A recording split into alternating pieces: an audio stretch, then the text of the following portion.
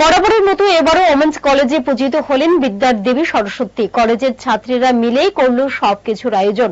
পুজোকে ঘিরে এই দিনটা প্রতি বছর কলেজের ছাত্রীদের কাছে আলাদা একটা আনন্দের দিন। এই দিনে ছাত্রীরা নিজেদের মতো করে আনন্দে মশগুল থাকে। এবারও তার ব্যতিক্রম হবে না ওমেন্স কলেজে। সারাদিন ঘোরাঘুরি, প্রসাদ খাওয়া, নাচ গানের মাধ্যমে দিনটি কাটবে তাদের, এমনটাই জানালেন ওমেন্স কলেজের ছাত্রীরা।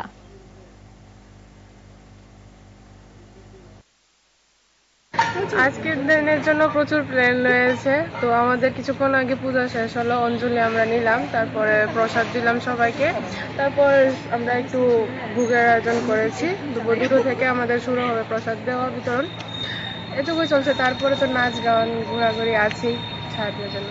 হ্যাঁ, তো এখন তো কলেজের পুজো চলছে, কলেজের পুজো শেষে আর কি প্ল্যান আছে, কোথায় যাওয়ার প্ল্যান রয়েছে? আর তো প্ল্যান আছে যে এদিকে অন্য আরো কলেজ আছে, যেরকম এমবিবিএ কলেজ আছে, ওদিকে যাওয়ার প্ল্যান আছে। তারপর এদিকে আরো অনেকগুলো তো পুজো আছে।